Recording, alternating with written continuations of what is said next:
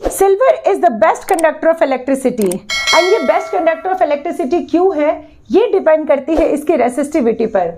Hello students, my name is Aarti and आज हम class 10 electricity chapter में resistivity topic को कवर करेंगे और इसके अलावा इसका रेसिस्टेंस के साथ क्या रिलेशन है इसे भी हम जानेंगे।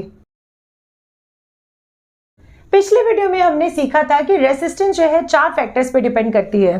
First is length of the conductor, second is area of cross section, third is nature of the core material and fourth ये टेम्परेचर पे भी डिपेंड करती है। अगर हम रेसिस्टेंस एंड लेंथ के रिलेशंस को ले तो रेसिस्टेंस लेंथ के डायरेक्टली प्रोपोर्शनल होती है, इसे हम फर्स्ट इक्वेशन मानेंगे।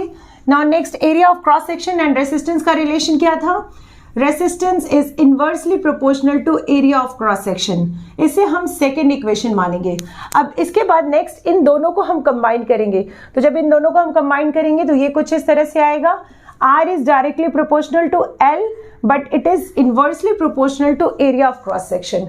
Now next इसके बाद अब हम इस proportion को हटाएंगे तो equal to लगाएंगे and proportion जब हम हटाते हैं तो equal to के साथ हमें एक constant value अप्लाई करना होता है and यहाँ पर हम constant value जो अप्लाई करेंगे that is rho. Rho क्या है? Rho is a constant value and rho is called the resistivity.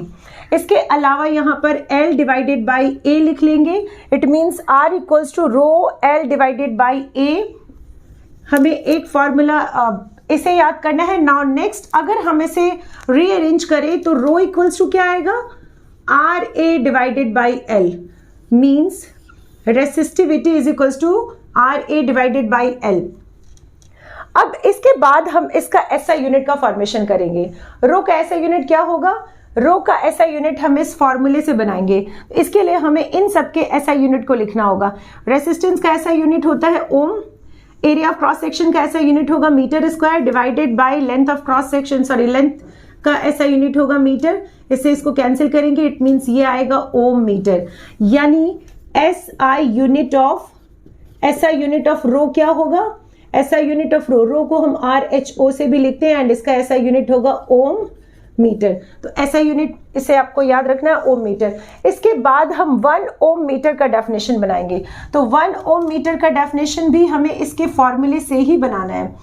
Resistivity 1 ohm metre कब होगा? जब रेसिस्टेंस को हम 1 ओम कर दें। यहाँ पर हमें रेसिस्टेंस लिखना है 1 ohm and area of cross section अगर 1 मीटर स्क्वायर हो, 1 metre square area of cross section and length is, अगर लेंथ 1 मीटर होगा देन रेसिस्टिविटी क्या होगी? रेसिस्टिविटी 1 ओम मीटर होगी। तो इसे आप वर्ड्स में फ्रेम करके लिख सकते हैं। 1 ohm metre is that type of resistivity in which resistance is 1 ohm, area of cross section is 1 metre square and length of the conductor is 1 metre. अब नेक्स्ट अगर हमें इसमें डिफरेंशिएट करना हो, रेसिस्टिविटी एंड रेसिस्टेंस में differentiate करना हो, तो रेसिस्टिविटी सिर्फ और सिर्फ नेचर एंड टेम्परेचर पर डिपेंड करती है। ये length and area of cross sections पर डिपेंड नहीं करती है। तो अगर आपको रेसिस्टेंस एंड रेसिस्टिविटी का डेफिनेशंस लिखने के लिए आए तो आप ये लिख सकते हैं कि resistivity depends only the nature of core material and temperature, it does not depend on the length of the conductor and area of cross section. इन दोनों पर डिपेंड्स नहीं करती है ये। जैसा कि हम जानते हैं कि silver is the best conductor of electricity. ऐसा क्यों है? अब हम इस सवाल का जवाब जानेंगे। इसके लिए हम इस टेबल को ऑब्जर्व करेंगे। इस टेबल में सबसे कम, सबसे लोवेस्ट रेसिस्टिविटी है सिल्वर की। सिल्वर का रेसिस्टिविटी क्या है? 1.60 इंटू 10 की पावर -8 ओम मीटर। लोवेस्ट रेसिस्टिविटी का मतलब होता है लोवेस्ट रेसिस्टेंस। मैंने अभी आपको फॉर्मूला बताया कि रो इज इक्वल्स टू क्या होता है? R A divided by L। It means कि rho is directly proportional to R। यानी अगर रेसिस्टिविटी को हम लो कर दें तो रेसिस्टेंस भी लो होगा, और रेसिस्टेंस लो होना इट मीन्स जब रेसिस्टेंस लो होगा तो इसके थ्रू करंट इजिली फ्लो होगा। हमने ओम्स लॉ में पढ़ा था R is equals to V divided by I। It means कि रेसिस्टेंस एंड करंट ये दोनों एक दूसरे के इनवर्सली प्रोपोर्शनल है। अगर इसका वैल्यू लो होगा तो इसका वैल्यू हाई होगा। इसका वैल्यू लो होना इट मीन्स कि इसके थ्रू रेसिस्टेंस इजीली पास होना, और सबसे कम रेसिस्टेंस किसका होगा? सबसे कम रेसिस्टेंस होगा सिल्वर का, क्योंकि इसकी रेसिस्टिविटी सबसे लो है। तो जब रेसिस्टेंस कम होगा तो इसके थ्रू करंट इजीली पास होगा। तो silver is the best conductor of electricity. लेकिन सिल्वर की वायर इसलिए नहीं बनाई जाती है क्योंकि सिल्वर एक एक्सपेंसिव मटेरियल है।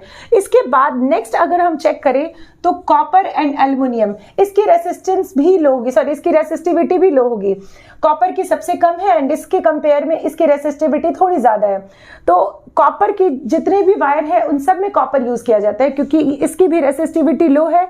रेसिस्टिविटी लो होना इट मीन्स रेसिस्टिविटी अगर लो होगी तो रेसिस्टेंस भी लो होगा, और रेसिस्टेंस लो होगा इट मीन्स कि करंट इसके थ्रू इजीली पास होगा। तो यही कारण है कि कॉपर यूज करते हैं हम वायर बनाने में, कॉपर या फिर एल्युमिनियम का यूज करते। इसके अलावा अगर हम डिफरेंट एलॉयज के, जिसमें मैग्नीन, कंस्टेंटेन एंड निक्रोम, इन सब की रेसिस्टिविटी भी दी हुई है, अगर इसका हम कंपैरिजन करते हैं कॉपर के रेसिस्टेंस के साथ, तो निक्रोम का रेसिस्टेंस होता है, निक्रोम का रेसिस्टेंस 60 टाइम्स ज्यादा होगा किसके, कॉपर के रेसिस्टेंस के। एंड अगर हम मैग्नीन के रेसिस्टेंस की बात करें तो मैग्नीन का रेसिस्टेंस 25 टाइम्स ज्यादा होगा देन कॉपर। एंड अगर हम कंस्टेंटेन की अगर हम बात करें तो ये 30 टाइम्स ज्यादा होता है देन कॉपर, इसकी रेसिस्टेंस 30 टाइम्स ज्यादा होगा देन कॉपर वायर। इसमें अगर हम चेक करें तो निक्रोम की 60 टाइम्स ज्यादा है कॉपर वायर के। एंड जितने भी एलॉयज है जब इसके थ्रू इलेक्ट्रिसिटी पास करते हैं तो यहाँ पर फ्रिक्शन प्रोड्यूस्ड होता है एंड फ्रिक्शन प्रोड्यूसेस हीट। यही कारण है कि इन एलॉयज को ऐसे इलेक्ट्रिकल अप्लायंसेस में यूज किया जाता है जिसे हमें हीटिंग पर्पस के लिए चाहिए। तो निक्रोम वायर या फिर कंस्टेंटेन या मैग्नीन, ये सारे के सारे जैसे इलेक्ट्रिक प्रेस, इलेक्ट्रिक हीटर, इस तरह के इलेक्ट्रिकल अप्लायंसेस में इनका यूजेस किया जाते हैं। एंड अगर हम इंसुलेटर की रेसिस्टिविटी की बात करें तो इंसुलेटर की रेसिस्टिविटी यहाँ पर है 10 की पावर 10 टू 10 की पावर 14, इतना ज्यादा हाई है। अगर हम किसी भी इंसुलेटर्स की रेसिस्टेंस को चेक करें तो ये इनफाइनाइटली हाई रेसिस्टेंस होगा। एंड जब इनफाइनाइटली हाई रेसिस्टेंस होगा तो इसके थ्रू करंट पास ही नहीं करेगी। तो इस तरह से हम रेसिस्टिविटी एंड रेसिस्टेंस को कोरिलेट करते हैं एंड इसके अकॉर्डिंग हम चेक करते हैं कि who is the best conductor of electricity and which type of material is the bad conductor of electricity। एक इंपॉर्टेंट क्वेश्चन रेसिस्टिविटी से रिलेटेड अक्सर पूछा जाता है, why nichrome wire is used in electric iron. यहाँ पर इलेक्ट्रिक आयरन की जगह electric heater, geyser, electric toaster कुछ भी हो सकता है। क्वेश्चन ये है कि निक्रोम वायर का ही यूज इस तरह के इलेक्ट्रिकल अप्लायंसेस में क्यों किए जाते हैं। निक्रोम वायर का यूज इस तरह के इलेक्ट्रिकल अप्लायंसेस में इसलिए किए जाते हैं क्योंकि निक्रोम वायर की रेसिस्टेंस बहुत हाई होती है। अगर हम प्योर मेटल जैसे silver, copper, aluminium, pure metal का कंपेयर में निक्रोम का रेसिस्टेंस कंपेयर करें तो ये अराउंड 60 टाइम्स ज्यादा होगी। जैसा कि अभी मैंने बताया था कि निक्रोम की रेसिस्टेंस 60 टाइम्स ज्यादा होती है in comparison to copper wire. तो कॉपर वायर के कंपेयर में अगर 60 टाइम्स ज्यादा होगी तो जितना ज्यादा हाई रेसिस्टेंस होगा उतना ज्यादा हीट प्रोड्यूस्ड होगा। किसी भी एलॉय के थ्रू जिसकी रेसिस्टेंस बहुत हाई है, तो रेसिस्टेंस हाई होने का मतलब कि इसके थ्रू जब इलेक्ट्रिक करंट पास होगी तो जितना ज्यादा हाई रेसिस्टेंस होगा इतना ज्यादा ऑब्स्टेकल्स होगा और यहाँ पर क्या होगा, फ्रिक्शन प्रोड्यूस्ड होगा। इसमें रेसिस्टेंस अगर हाई है तो जब करंट इसके थ्रू पास करेगी तो उतना ज्यादा फ्रिक्शन प्रोड्यूस्ड होगा एंड फ्रिक्शन प्रोड्यूसेस हीट। तो जब हीट प्रोड्यूस्ड होगी तो इस तरह के वायर को हीटिंग अप्लायंसेस में यूज किए जाते हैं। तो सबसे पहला कारण क्या है, फर्स्ट रीजन आप लिखेंगे कि nichrome wire has a very high resistance and produces a lot of heat on passing electric current. Second reason इसका हो सकता है कि nichrome does not undergo oxidation easily even at high temperature. Due to this it can be kept red hot without burning.